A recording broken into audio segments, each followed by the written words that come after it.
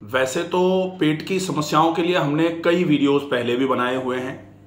पेट में भारीपन, पेट साफ नहीं होना, पेट में भीना भीना दर्द रहना, कभी कभी ऐसा लगना जैसे पेट में जलन हो रही है, और इन पेट की समस्याओं के साथ में वजन लगातार गिरना। जी सर। और जैसे जैसे वजन कम होगा वैसे वैसे गुस्सा बढ़ेगा, इरिटेशन बढ़ जाएगा, चिड़चिड़ापन बढ़ जाएगा, और जैसे जैसे चिड़चिड़ापन बढ़ेगा टॉलरेंस जो है, जिसको सहने की क्षमता बोला जाता है, वो धीरे धीरे करके ऑलमोस्ट बिल्कुल खत्म हो जाती है। ऐसा लगने लगता है कि कोई हमसे कुछ नहीं कहे, ना कोई पूछे ना, और कोई हमको टोके नहीं। अगर कोई हमको टोक देगा ना तो हमको ऐसा लगता है कि क्यों ही टोक दिया, हमको तो बिल्कुल मत टोको, जो हम कर रहे हैं वो बिल्कुल सही कर रहे हैं सारा। और अगर ऐसा महसूस होना चालू हो गया तो डेफिनेटली लोग ये कहने लग जाते हैं कि ये मानसिक बीमारी है, इसको आईबीएस बोलने लग हाँ, आईबीएस बोलने लग जाते हैं। अब आईबीएस और आंतों की सूजन, जिसको टेक्निकली मेडिकल टर्म में आईबीडी बोला जाता है, तो आईबीडी और आईबीएस में डिफरेंस क्या है? आईबीडी को बोलते हैं इन्फ्लेमेटरी बाउल डिसीज, और आईबीएस का मतलब है इरिटेबल बाउल सिंड्रोम। अच्छा, ये दोनों अलग अलग हैं, नाम अलग अलग हैं, तो डेफिनेटली उनके लक्षण भी थोड़े डिफरेंट होते हैं।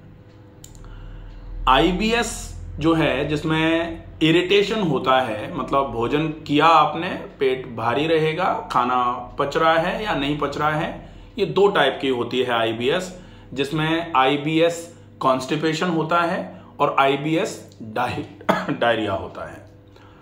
आईबीएस कॉन्स्टिपेशन मतलब आईबीएस है, साथ में आईबीएस का जो टाइप है वो कब्ज वाला है, मतलब आंतों में इरिटेशन तो है, खाना तो पच नहीं रहा है, आंतों में इरिटेशन भी है, पेट भारी भी है, लेकिन पेट साफ नहीं हो रहा है।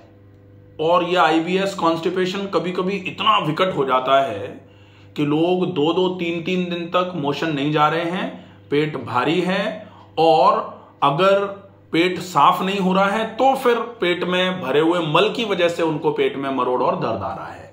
यहां इन्फेक्शन या इन्फ्लेमेशन नहीं है बिल्कुल भी, हाँ, लेकिन आईबीडी में इन्फ्लेमेशन होता है, क्योंकि आईबीडी का तो नाम ही है इन्फ्लेमेटरी बाउल डिसीज, ठीक है। तो ये इरिटेशन और इन्फ्लेमेशन दो अलग अलग टर्म हैं, तो दो अलग अलग बीमारियां हैं। लोग कह देते हैं नहीं एक ही जैसी हैं, एक जैसी नहीं है। आईबीएस दो टाइप का है, जिसमें कॉन्स्टिपेशन और डायरिया टाइप होता है, तो एक तो कॉन्स्टिपेशन हो गया। आईबीएस में दूसरा टाइप होता है डायरिया। डायरिया मतलब खाना खाया मोशन गए, कुछ खाया मोशन गए, दिन में 5, 6, 7 बार जैसे ही कुछ खाएंगे मोशन की तरफ भागना पड़ेगा। अब दूसरा होता है आईबीडी। आईबीडी भी दो टाइप का होता है, और ये जो दो टाइप हैं, एक होता है क्रॉन्स डिसीज और दूसरा होता है अल्सरेटिव कोलाइटिस, ठीक है। तो इसमें भी अपने अल्सरेटिव कोलाइटिस और क्रॉन्स के लिए अलग अलग वीडियोस कई बना रखे हैं। तो आईबीडी में हम जिस बीमारी की बात करेंगे वो क्रॉन्स है, ठीक है, क्योंकि क्रॉन्स जो है उसमें पूरा ओरल कैविटी से लेकर के एनस तक पूरा का पूरा पाचन तंत्र जो है, वो मुंह, आहार नाल, आमाशय, छोटी आंत, बड़ी आंत, और बड़ी आंत का पहले वाले भाग से लेकर के एनस तक के हिस्से में कहीं भी पैची प्रॉब्लम्स हो सकती हैं। यहाँ है, फिर थोड़ी देर बाद वहाँ है, थोड़ी दूर बाद फिर छोटी आंत में कहीं है, फिर बड़ी आंत में कहीं है, इस तरीके की प्रॉब्लम्स आती हैं, और इसके अलग अलग नाम हैं। जैसे मुंह में माउथ अल्सर, एप्थस अल्सर कहे जाते हैं, वहां से ये क्रॉन्स चालू हो जाती है। और गैस्ट्राइटिस या गैस्ट्रोडियोडेनाइटिस क्रॉन्स का ही टाइप होता है। फिर इलियाइटिस, छोटी आंत में सूजन इलियम में। फिर जेजुनाइटिस, छोटी आंत के दूसरे तीसरे वाले पार्ट में, जो डियोडिनम, जेजुनम और इलियम होता है। तो जेजुनाइटिस मतलब दूसरा वाला पार्ट, और इलियाइटिस मतलब तीसरा वाला पार्ट। फिर इलियोकोलाइटिस मतलब छोटी आंत का लास्ट वाला पार्ट, और कोलोन का पहला वाला पार्ट, फर्स्ट जो प्रॉक्सिमल पार्ट होता है उसमें हो, या फिर कोलोन में फिर बाकी कहीं हो, या फिर कोलोन के डिजिटल पार्ट में हो। तो जिसको रेक्टल डिसीजेज भी बोला जाता है, पेरी एनल या पेरी रेक्टल डिसीजेज। तो ये जो हैं ये बीमारियां हैं। अब अपने अभी तक एंडोस्कोपी कराई, सीटी स्कैन और एंडोस्कोपी। सीटी स्कैन कराया। एंडोस्कोपी में चूंकि ये अपर एंडोस्कोपी कराई है आपने, वैसे तो एंडोस्कोपी अपर और लोअर दोनों उसको एंडोस्कोपी बोलते हैं लोअर से, लेकिन उसको सामान्य तौर पर कोलोन का है इसलिए कोलोनोस्कोपी कह देते हैं। अपन ने कोलोनोस्कोपी कराई नहीं है, नहीं कराया सर। अपन ने अभी एंडोस्कोपी कराई है। तो एंडोस्कोप मुंह से होते हुए, गले से होते हुए ऐसे करके आमाशय तक का, डियोडिनम तक का हिस्सा उसने देखा। उसमें अपने प्रॉब्लम्स आई है, जो वो आई एंट्रल गैस्ट्राइटिस। ठीक है, वो LEX जंक्शन यूज है। हाँ, ये एक तो आया एंट्रल गैस्ट्राइटिस, और उसके पहले है लेक्स GE जंक्शन। लेक्स का मतलब ढीला हो गया, रिलैक्स हो गया। क्या ढीला हुआ है? GE junction. G मतलब गैस्ट्रो, E मतलब इसोफेजियल। तो आमाशय और आहार नाल के बीच में जो द्वार होता है, वो द्वार जो है वो ढीला हो गया है। अब जब ये लेक्स GE जंक्शन होता है, जिसको लेक्स LES भी बोला जाता है, ये जब होगा तो फिर गैस्ट्रिक कंटेंट ऊपर की तरफ जाना चालू हो जाते हैं, जिसको बोला जाता है गैस्ट्रो इसोफेजियल रिफ्लक्स। मतलब गैस्टर से, आमाशय से इसोफेगस की तरफ गैस्ट्रिक कंटेंट रिफ्लक्स होते हैं। जैसे नीचे से, जैसे कभी देखा ना, दाल को खुले में उबालो तो दाल निकल निकल के उचट उचट के इधर उधर गिरती है, तो वो नीचे से ऊपर की तरफ उछलना जो है, वो जब आमाशय से कोई चीज ऊपर की तरफ उछलती है तो वो उछलती है आहार नाल की तरफ, इसलिए इसको बोला जाता है GE जंक्शन का ढीला होने की वजह से GERD, गैस्ट्रोएसोफेजियल रिफ्लक्स डिसीज। अब गैस्ट्रोएसोफेजियल रिफ्लक्स डिसीज ये तो कोई बीमारी नहीं है, ये तो सिम्टम है। भाई GERD क्यों हो रहा है? क्योंकि लेक्स LES लूज हो गया है। लेकिन लेक्स LES लूज क्यों हो गया है? लेक्स LES जो है, लेक्स LES होने के लिए, या जो LES है उसके लूज होने के लिए, ढीला होने के लिए कौन से कारण रेस्पॉन्सिबल है? इसके लिए कई कारण होते हैं। LES का मतलब लोअर इसोफेजियल स्फिंक्टर, मतलब एक द्वार, एक गेट। अब वो गेट किससे मिलके बना है? मसल से। मसल का ही तो गेट है, मसल फाइबर ही है। इस तरीके से लॉक होता है वो, ऐसे, हाँ ऐसे। अब ये अगर ढीला हुआ है, इसका मतलब ये मांसपेशी जो है ये ढीली हुई है। तो इन मांसपेशियों के ढीले होने के कई कारण होते हैं, जिनमें से जो कारण सामान्य तौर पे लोग कहते हैं कि लेक्स LES हो गया है, तो इसका तो अपने को टाइटनिंग सर्जरी करानी पड़ेगी। हाँ, तो वो मसल को टाइट करके इस GE जंक्शन को टाइट कर दिया जाएगा, ढीला है तो वो टाइट कर देंगे, तो उससे आराम मिल जाएगा। लेकिन वो कब? जब मसल अपने आप ढीली हो गई हो, उसकी एक्सरसाइज की कमी की वजह से ढीली हो गई हो, या नर्व सप्लाई की कमी की गड़बड़ी की वजह से ढीली हो गई हो, तब तो सर्जरी चले। लेकिन यहां ढीली क्यों हुई है? क्योंकि नीचे एंट्रल गैस्ट्राइटिस भी है। तो अगर एंट्रल गैस्ट्राइटिस के साथ में लेक्स LES हो रहा है, तो उसमें जब तक हम एंट्रल गैस्ट्राइटिस को ठीक नहीं करेंगे, लेक्स LES ठीक नहीं होगा। और ये प्रत्यक्ष प्रमाण है आप कि GERD आपका ठीक हो गया। हाँ, और उसके बाद वापस शुरू हो गया, क्योंकि मैंने वापस खाना शुरू कर दिया। हाँ, तो GERD अगर आपका ठीक हुआ, इसका मतलब क्या था कि कंटेंट ऊपर की तरफ जाना आपका रुका। इसका मतलब जो आमाशय में प्रॉब्लम थी, एंट्रल गैस्ट्राइटिस थी, उसमें आराम मिला था। उसमें आराम मिला था, पेट फूलना कम हुआ था, पेट में गैस भरना कम हुआ था, नीचे के कंटेंट ऊपर की तरफ जोर मार करके निकल करके ऊपर जा रहे थे, वो कम हो गए थे। तो आराम तो मिला था जी सर। लेकिन फिर अपन ने थोड़ा सा गड़बड़ी करी, और वो गड़बड़ी फिर से वैसे तो समस्या ऐसी है, सामान्य तौर पे लोग कहते हैं कि हमको कब तक फॉलो करना है। तो कब तक का मतलब होता है तब तक फॉलो करना है जब तक आपका शरीर मजबूत नहीं हो जाता। ये कोई टाइम बाउंडेशन, इसका फिक्स टाइम नहीं है कि 3 महीने, 6 महीने, 9 महीने, 2 महीने, 1 महीना, नहीं। ये तब ठीक होगा जब आपका शरीर एक्टिव हो जाएगा, जब आपका शरीर खाने को पचाने की स्थिति में आ जाएगा। और थोड़ा हम ये भी ध्यान रखें कि हम लोहा ना खाएं। बिल्कुल। क्योंकि आज के लोग, जैसे पहले के लोग कहते थे ना कि यार पाचन तंत्र इतना मजबूत है कि लोहे के चने भी खा देंगे ना तो पचा देंगे, लेकिन आज तो लोहे के छोड़ दो, चने नहीं पच रहे, चने छोड़ दो, मूंग नहीं पच रही, मूंग भी छोड़ दो, रोटी दाल खिचड़ी नहीं पच रही लोगों को।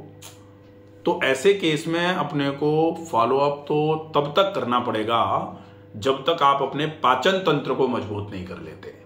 तो पाचन तंत्र को मजबूत करना सबसे ज्यादा आवश्यक है, और पाचन तंत्र अगर मजबूत कर लिया तो ऑलमोस्ट सारी चीजें धीरे धीरे करके ये ठीक होना चालू हो जाती हैं।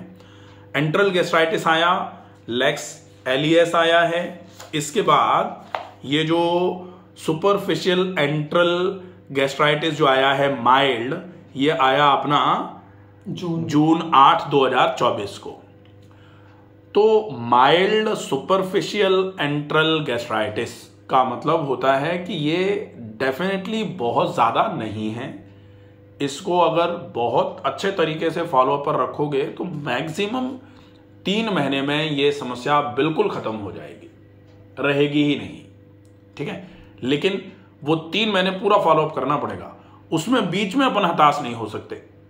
ठीक है, सामान्य तौर पर क्या होता है कि लोग इसमें ये कहने लग जाते हैं कि ये तो एच पाइलोरी है, अब एच पाइलोरी है या फिर एट्रोफिक गैस्ट्राइटिस है या फिर ये तो गैस्ट्राइटिस है, इसलिए ये तो कभी ठीक ही नहीं होगी। और या फिर इस समस्या को ठीक करने के लिए साइकेट्रिस्ट के पास जाओ, क्योंकि बार बार एक ही चीज दिमाग में आ रही है, बार बार तनाव आ रहा है।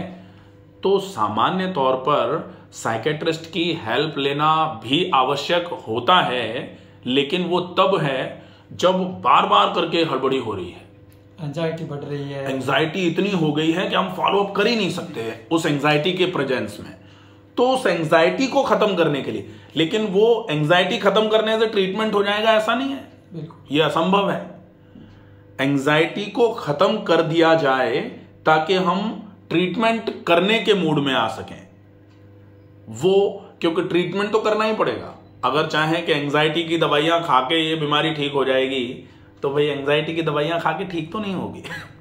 एंजाइटी की दवाइयां या फिर स्ट्रेस को कम करने की दवाइयां या ब्रेन सेडेटिव्स जो हैं वो लेकर के आप एक ऐसी अवस्था में आ सकते हो, बैलेंस कंडीशन में आ सकते हो कि आपको ये सोचना समझ में आना चालू हो जाएगा कि भैया अपने को खाने को चबा के खाना पड़ेगा, अपने को व्यायाम भी रेगुलर करने ही पड़ेंगे, तभी हम ठीक होंगे। एंजाइटी जब तक रहेगी तब तक हम ये समझेंगे ही नहीं, और कोई समझाएगा तो हमको गुस्सा आएगा।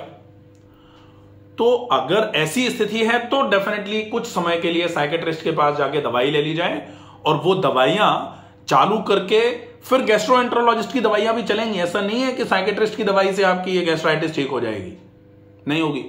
बिल्कुल गैस्ट्रोएंटरोलॉजिस्ट की दवाइयां भी चलेंगी, और गैस्ट्रोएंटरोलॉजिस्ट की दवाइयां चलें या फिर आप फॉलोअप कर लो नेचुरल। तो नेचुरल फॉलोअप मेरे हिसाब से बेस्ट ऑप्शन है, सबसे बेस्ट ऑप्शन है ये। वो इसलिए है क्योंकि दवाई खा के आप बीमारी को कुछ समय के लिए ठीक तो कर सकते हो, लेकिन आप दवाई लंबे समय तक खाओगे तो दवाई नुकसान देगी, लीवर इंपैक्ट, डेफिनेटली लीवर पे भी असर आएगा, फिर आपके इंटेस्टाइन पे भी असर आएगा। फिर दवाइयां अगर लंबे समय तक खाई जा रही हैं तो उनका एक्सक्रीशन जरूरी होता है, तो किडनी पर भी असर आ सकता है, नुकसान करेंगे। तो इसलिए दवाइयों का उपयोग ज्यादा ना किया जाए, ये विशेष ध्यान रखना है।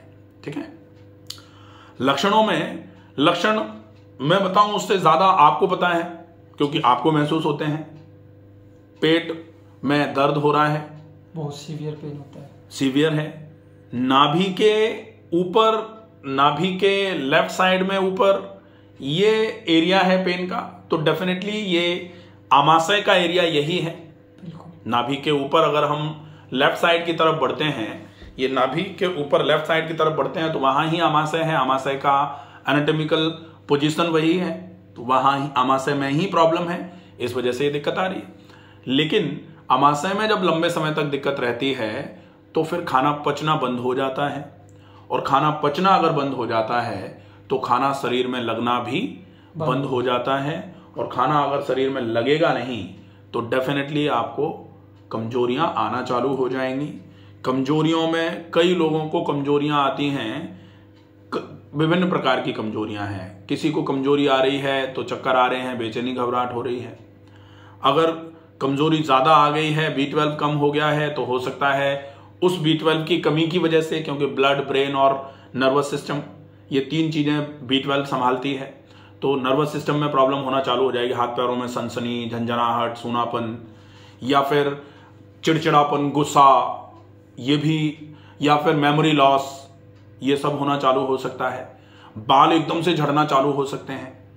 उम्र अभी कम है इसलिए बाल तो ठीक ठाक सही लग रहे हैं अभी। सर अभी झड़ना शुरू हो गया था, अच्छा, तो झड़ना, B12 और विटामिन डी की सप्लीमेंटेशन शुरू कर दी थी, उससे रुके, वरना ऐसे मुट्ठी में आते। हाँ, तो B12 तो डेफिनेटली कम हो रहा है, क्योंकि खाने का पाचन रुकेगा, खराब होगा, तो B12 तो कम होना चालू होता ही है। ठीक है, अब इसके बाद फिर बारी आती है कि ये एक्स्ट्रा गैस्ट्राइटिस के सिम्टम्स भी देगी, क्योंकि गैस्ट्राइटिस तो है ही। तो वो सिम्टम्स क्या होंगे? वो सिम्टम्स होंगे जैसे माइल्ड डिप्रेशन। कभी कभी ऐसा लगेगा, अरे यार बहुत, हाँ, हताशा, निराशा सी लगेगी, निराशा, कोई दिख नहीं रहा है कुछ और ही रास्ता कि हम तो पता नहीं क्या क्या कर चुके, आराम ही नहीं हो रहा, पता नहीं होगा कि नहीं होगा। ये इसका एक सिम्टम है। इस सिम्टम को हावी नहीं होने देना है अपने ऊपर, क्योंकि अगर ये सिम्टम हावी हो गया तो वापिस जहां से शुरू किया था वहीं पहुंच, तो वो वहां पहुंचेगा, और हताशा या निराशा, या इसको बेसिकली व्याधि क्षमत्व की कमी भी बोला जाता है, जिजीविषा। तो वो जिजीविषा गड़बड़ होना चालू हो जाती है, और जिजीविषा कभी कभी इतनी खराब हो जाती है कि लोगों को लगता है जीने की इच्छा ही खत्म हो गई, छोड़ो यार क्या ही है। अगर कहीं इस कंडीशन में पहुंच गए ना तो मुश्किल हो जाएगी। बिल्कुल सर, उससे तो निकलना बहुत मुश्किल होता है, बहुत मुश्किल हो जाता है। इसलिए इस बात को दिमाग पर हावी ही नहीं होने देना है कि ये बीमारी ठीक नहीं होती, डेफिनेटली ठीक होती है। और आप इस चीज को महसूस कर चुके हैं कि भाई आराम तो होता है, लेकिन आराम जब तक पूरा नहीं हो जाए तब तक बीच में ड्रॉप नहीं करना है, ये गलती नहीं करनी है बस, तो बिल्कुल ठीक हो जाएगी, कोई समस्या नहीं। तो ये क्लियर है, आप समझ गए कि ये प्रॉब्लम क्या है, आपको ये समझ में आ गया कि यही लक्षण होते हैं। कारण इसके कई हैं। कारण इसका तनाव हो सकता है, कारण इसका लाइफस्टाइल की खराबी हो सकता है, जीवन शैली में हम खाने पीने पे ध्यान नहीं रखते, काम पे बहुत जोर रहता है, पढ़ाइयों पे बहुत जोर रहता है, पूरे पूरे दिन बैठे बैठे काम या पढ़ते रहते हैं, उसकी वजह से शरीर धीरे धीरे करके अपनी क्षमताएं कम करता है, और खाने में हम भारी खाते रहते हैं कि एक तो पचने की क्षमता कमजोर हो गई और फिर हम भारी खा रहे हैं, तो पाचन तंत्र पहले ट्रिगर करेगा, थोड़ा सा खराब होगा, फिर थोड़ी सी खराबी अगर हम सुधर जाएं, उस समय आदतें सुधार लें तो ठीक हो जाती हैं, अदरवाइज वो पाचन तंत्र फिर बदला लेने के मूड में आ जाता है, फिर गड़बड़ी होना चालू हो जाती है। तो ये कारण है, ये कंफर्म है बिल्कुल। अब हम देखेंगे कि इसके ट्रीटमेंट के लिए हमको क्या करना है, तो ये हम यहीं पूरा करते हैं इसको।